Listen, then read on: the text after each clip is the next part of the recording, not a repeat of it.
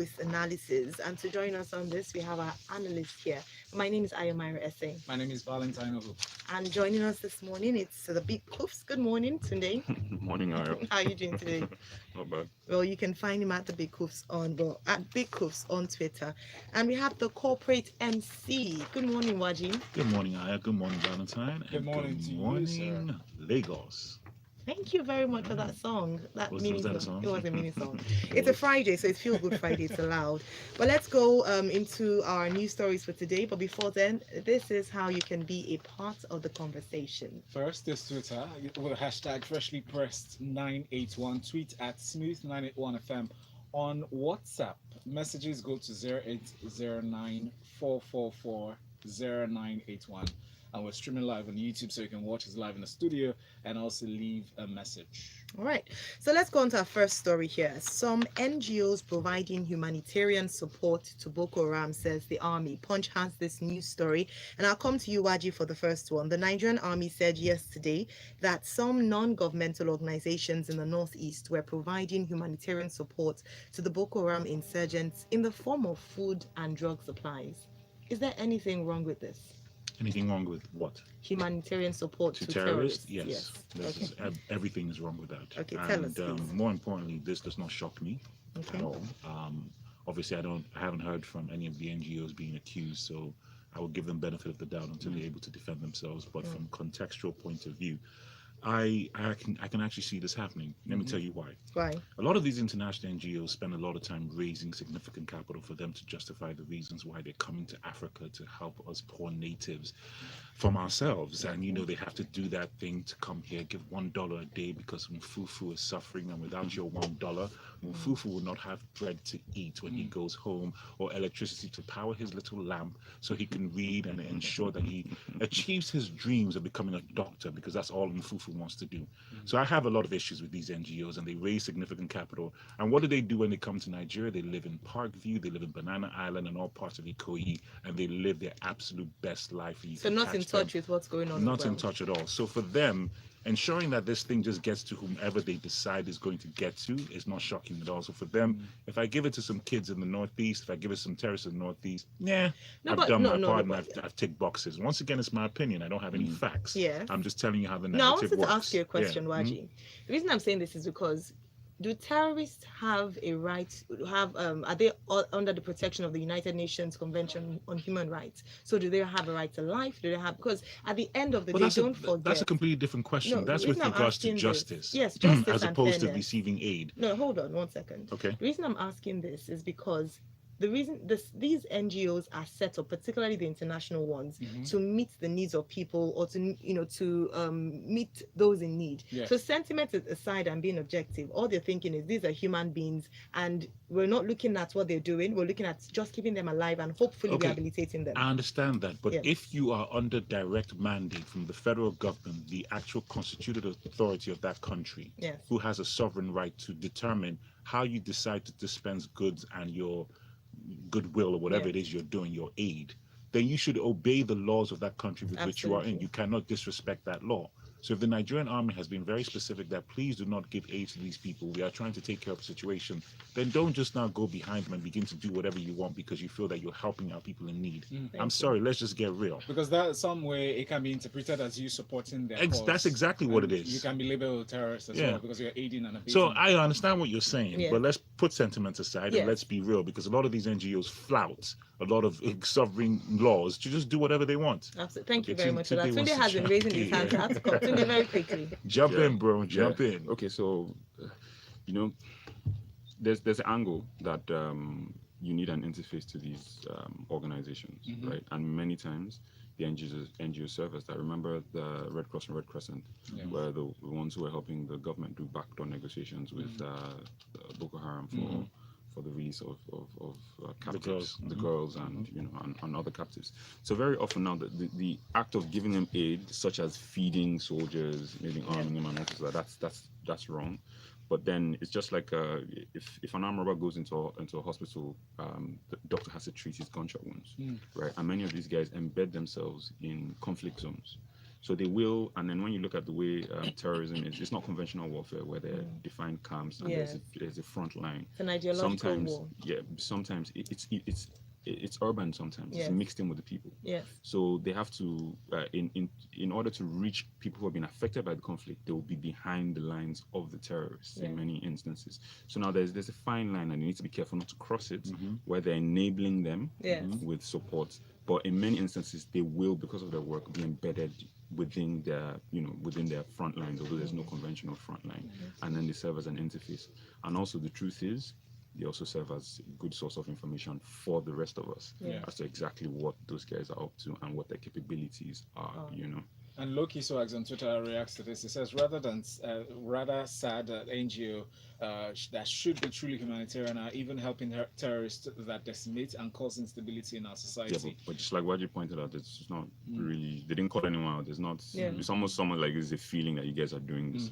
Just same with terrorists who feel that you NGOs are spying. It's a very dangerous job. You guys are spying. But the message doesn't end there. It goes on to say necessary agencies should carry out checks, investigate and sanction these NGOs that are found. Exactly. Yeah, I have issues with the NGOs. Because I don't know what their purpose. I don't know what their purpose is in Nigeria. I just see them and they're quite annoying, and I won't be surprised that they're doing this. I'm sorry, that's just my perspective. 70% of the aid goes back Thank to you them. very much, Exactly, Nwaji. 70%, right? All right, thanks, Tunde, as well. We'll go to our next story, but we'll see your comments. We will read them. Rescind revocation of firearms licenses. House urges Buhari. Now, if you recall, on the 22nd of May, the president signed into law the executive order revoking all firearm or shotgun certificates or licenses in Nigeria. Well, it's become a debate in the House as they are demanding that it's reversed and that he shouldn't revoke firearms or shotgun licenses. What do you? Tunde, you're smiling already. Please tell us what you think. It's been a debate in more than the House. It's been a debate across the nation, in offices, in homes, in bars, everywhere. Even here on Fresh. It's been a debate everywhere, and you hear people, some guys sitting in park, saying, "How does the government expect me to, protect myself against herdsmen?" I'm like, "No herdsmen come in park here." But that aside, it's real. To me, it's looking at it seriously. You can see both sides, but it's almost, the truth is, it's almost another token act to curb insecurity and the pollution of guns, because this targets lawful owners, right? And we have a huge problem with illegal ownership, with the smuggling of firearms.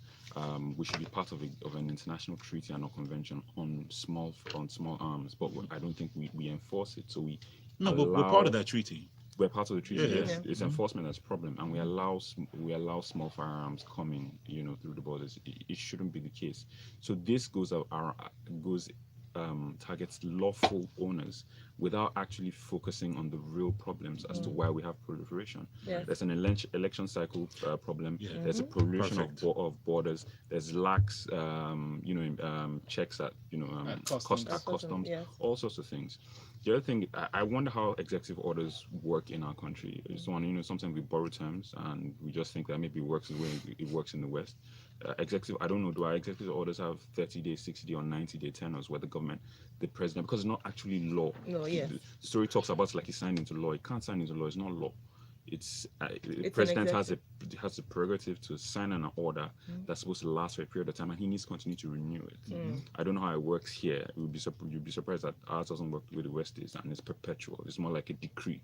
And nothing changes. It would be very nice to know what that is, because if the government matched this, for instance, with a drive to sort of mop up arms and say, okay, for such and such a period of time, we don't want to see arms with anyone. If you have yours, like a buyback scheme. Exactly. And although they made a lot of people rich with that buyback, and I think became a scam. But it actually worked though, to some extent. In the South, it worked. No doubt. But if they say for a period, we don't want to see anyone with guns because we're going on a mop up drive. Then that might, I can understand that. But to just say, ban legal ownership, because it's a real problem when you consider in a lot of places people have to be governments unto themselves, and they need to be able to defend themselves where the government doesn't go. A place where you call and say, have robbers at my door and And they tell they'll you say, to send foil. Send foil. Or Should are you they get, still there? You know, are they still there? You know, so there's a real concern, and to me, Yeah. it's a token act because it focuses on the wrong things. All right. Thank you very much, Tunde. I think we'll take some comments now. Yinka sent in this message. Says, "See, let's face the facts. What are these NGOs even looking for in such areas?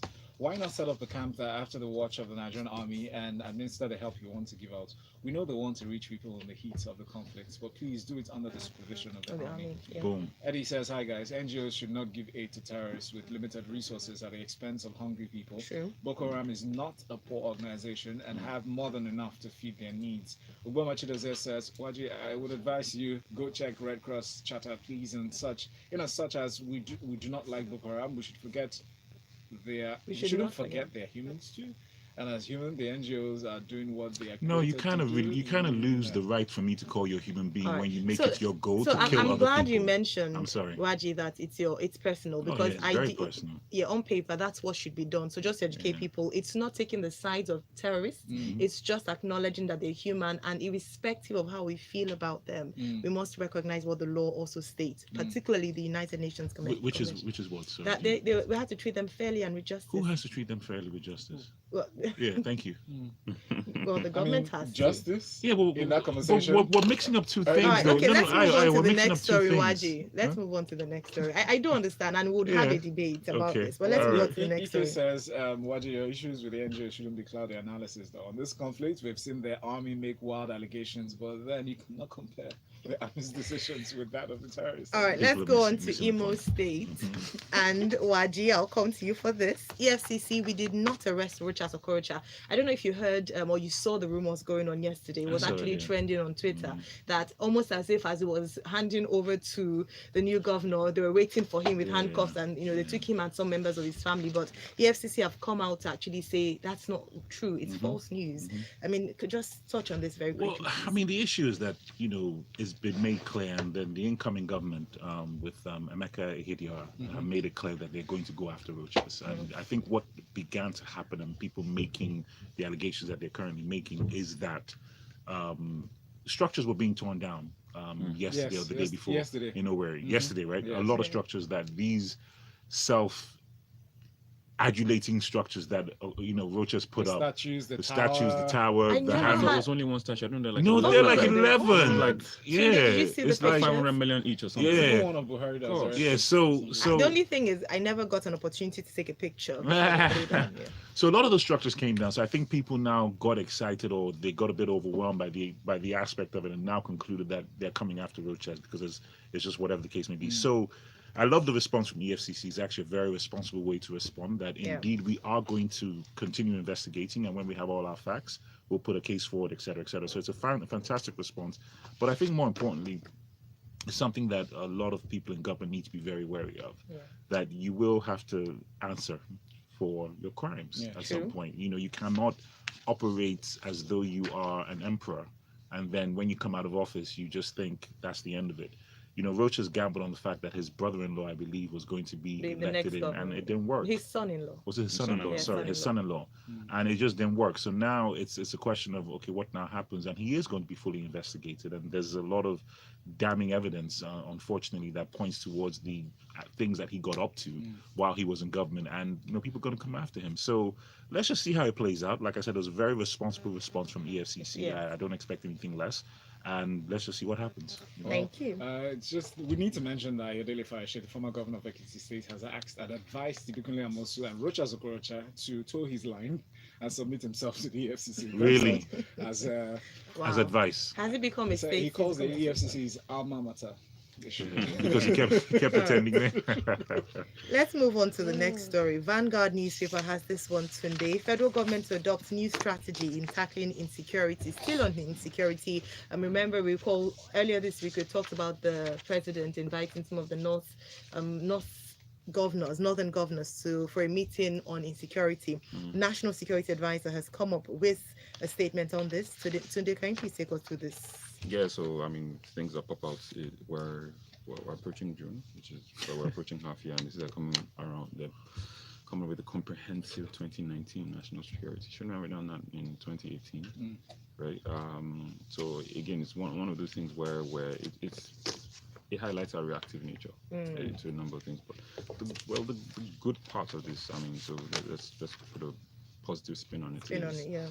They are now beginning to at least say the words that highlight, and I'm hoping it's not just another token gesture, that highlight that they realize that the nature of this problem is more than just a military one. You can't find insecurity isn't only solved by military action and policing.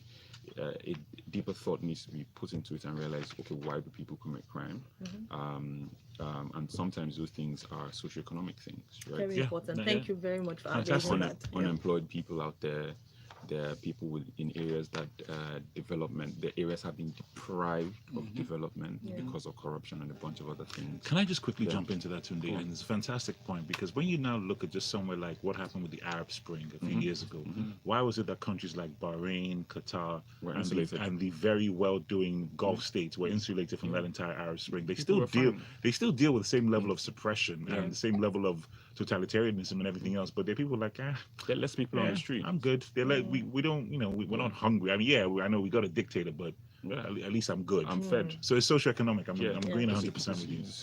That's a huge part to it. So it's right that they're now speaking at least they're now saying what the rest of us have been saying forever, that you can't keep saying Boko Haram is defeated. What about fixing the Northeast? Why does Boko Haram have ready recruits? Let's look at this. And we've had other issues like banditry, we've had kidnapping recently, so it's not just about. It's really bad right now. Yeah, it's really bad. Yeah.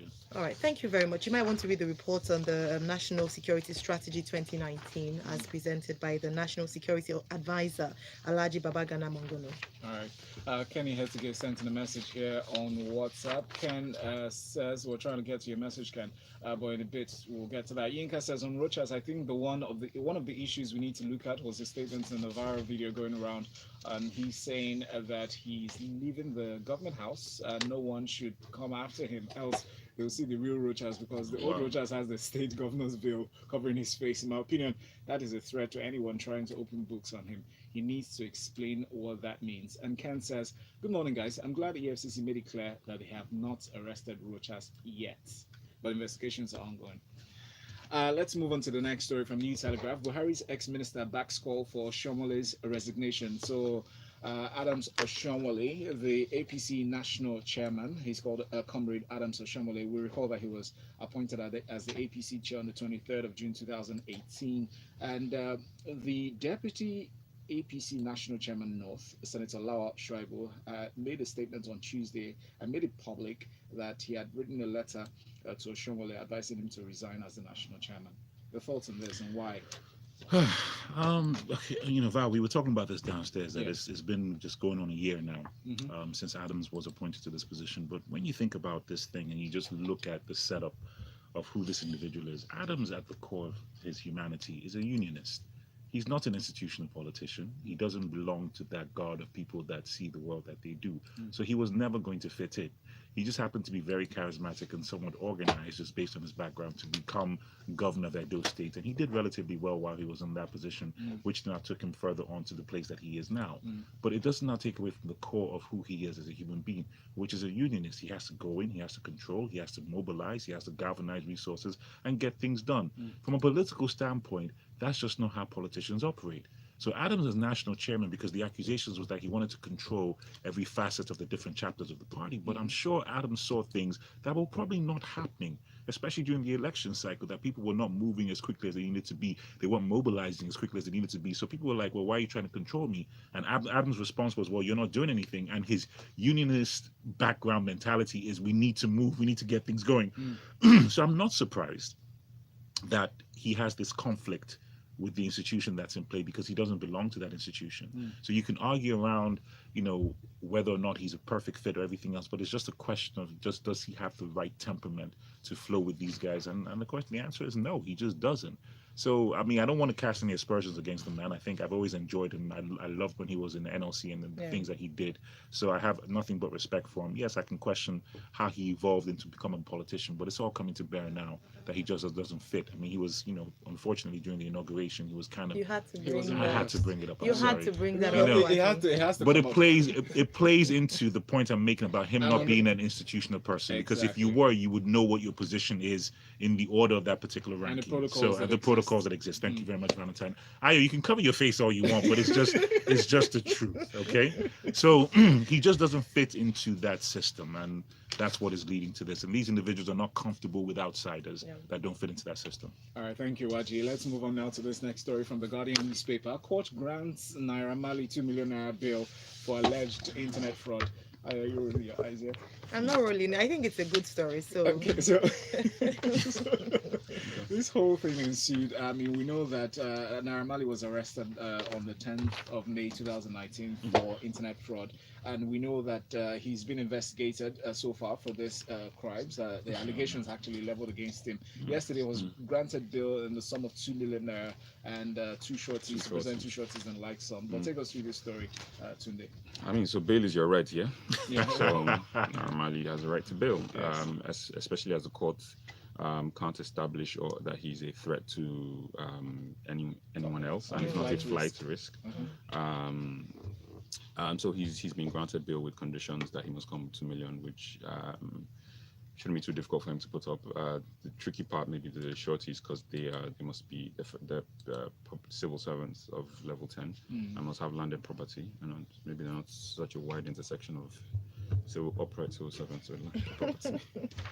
Anyway, but that it won't clause be wasn't there difficult. that they had to show that they were upright. It just Yeah, said have no, it property. wasn't. No, it wasn't. It's just so they don't come out. So it depends on what your landed property is. If it's in Agege, you bring out the one that's in Agege or Akute. You bring out the one that's they will ask you where you got it from.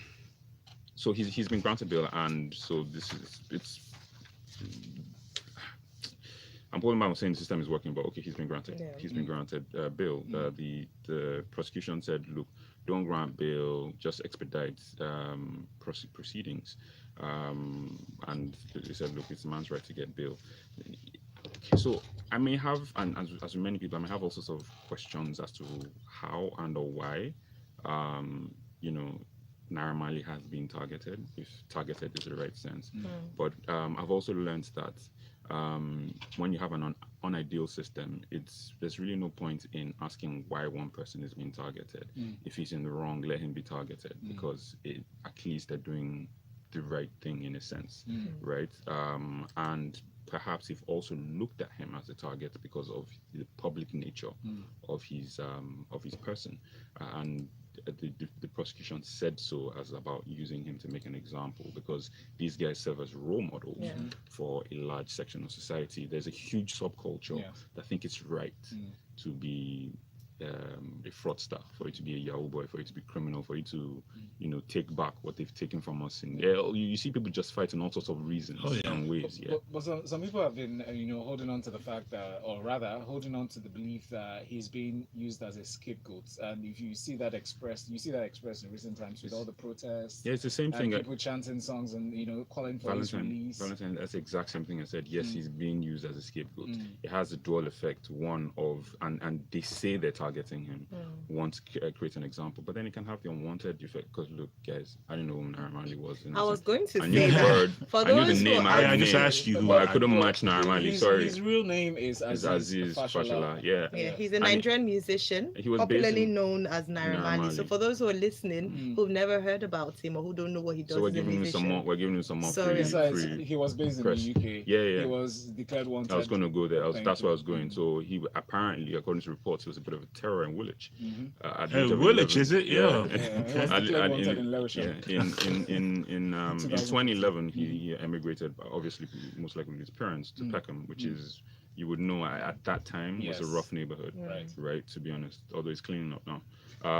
But that's his story. The other things that make me okay. So I think, were there complaints that were brought forward, or was this a proactive investigation, either because of his lyrics and the persona he has put out, which the FCC is in every right to do so. If they feel that you're living a certain lifestyle, they can proactively investigate as well, because a lot of the times they've seen they say, credit cards that they found with him belong to the foreign names, right?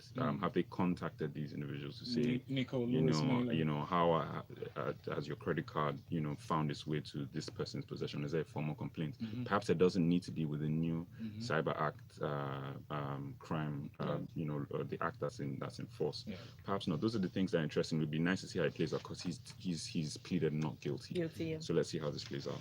Thank you, Tunde, for your analysis on this one. Messages go to Twitter at Smooth981FM, hashtag FreshlyPressed91, on WhatsApp 0809 444 981. From the Punch newspaper, let's come back to Lagos now to talk the traffic as Governor of Lagos State, Mr. Babajide Sanwo-Olu, on Thursday yesterday signed his first executive order directing Lagos State Traffic Management Authority to run at least 2 shifts and work till 11 p.m. In his words, and I'll quote his statement here, it says, "We want to ensure that we control traffic until everybody gets home safely." How do you feel about this, Nwaji? Well, I think Tunde covered it aptly in his previous story when he mentioned what do executive orders mean in Nigeria. I think we just like to borrow these terms. I will say this, though, and being very objective, yes, it is day 1, day 2, but I did see some activity happen, especially good. around the Lekki What they area. call it in the private sector, it's called initial Once again, Optimism. it's not an optimism. I'm just reporting what I saw. Okay. I did see activity. Now, What kind of activity? no, they were cleaning up trash that's been there for months. Yeah. Where? Along the roads. Along the roads. Which road? Whether they're putting Lekki- it, whether they're dumping it in the lagoon, Yeah. we don't So know. I know but I'm they're asking cleaning you it this up. question. Well, just Okay. once again, guys, Sorry. I'm just, you asked me to be balanced because I know I went off kilter with the NGO That's story. right. So let me try and be balanced here. Okay. So I think we have to be optimistic to allow everybody the opportunity to do what they have to do. He's come out with some very, indicative statements of things that are actually intentional, and let's just push towards that. I mean, it is his first few days. Like I said, I did see some activity. Let's hope and continue. Let's hope that it will continue. Let's hope that he's true to his word. And what else can you do? I mean, he's come into government. This is what he said he's going to do, and we can be as pessimistic as we choose to be, or we can decide to sit back and watch and wait. There's really nothing else to do. And I said we shouldn't get caught up in this thing of, oh yeah, let's wait and see. Okay, it looks good now. 6 months from now, a year from now, we will back to business. But let's just see. Let's just wait and see. Yeah. I mean, I'm not, I don't know anything about the man to not know that he doesn't have integrity. So let's just wait and see. Has affinity I for wish him- social media. I wish him all the best. And we wish him all the best, I wish him all the best. Our next story is from the Daily Times. We have this report here on the appeal court ruling on Adeleke. It says he qualifies to contest for the Guba poll. It cited a few instances, or rather reasons why they obtained the initial judgment that was passed by a Federal Capital Territory High Court back in April. We'll take us through the story. And this rolls on. To be honest, it rolls on.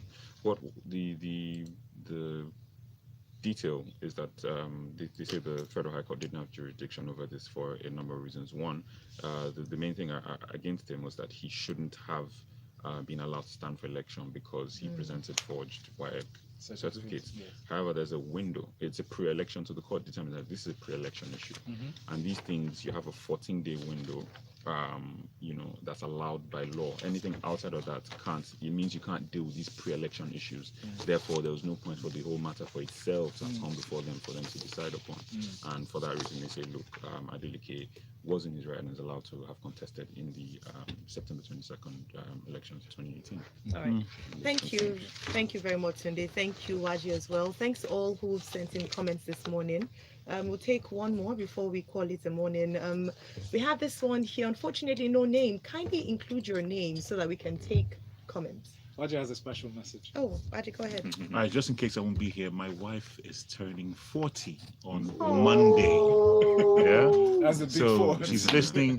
Happy birthday, baby. I love you. And Oh. wish you all Sorry, the best. excuse me, please call your wife's full name. Thank you. Neka. Yeah, Neka Jibunoh. Nice one. Turns 40. All See what you did there. See what you did there. I like that. I like that. Thank you, Valentine. Broadcast, everyone catching. All right, thank you so It's a much. So monocast. from the freshly pressed team, happy birthday, Mrs. Neka Jibunoh. We love you, even though we Yes, haven't we met do. you, but because your husband has spoken so highly of you, we just have fallen in love. All right, Lagos, thanks so much for being a part of the conversation this morning on WhatsApp, on Twitter, and of course on YouTube as well. We will be back on Monday for another edition edition of Freshly Pressed 91. But today it's Feel Good Friday. Uh-huh. So in 15 minutes, we'll have Tega joining us here for the locker room. And at 9 o'clock, we have an interesting question to ask you. But you can find Tunde at Big Coops on Twitter and Nwaji at the Corporate MC. And you can find us at Smooth 98.1 on all social media platforms.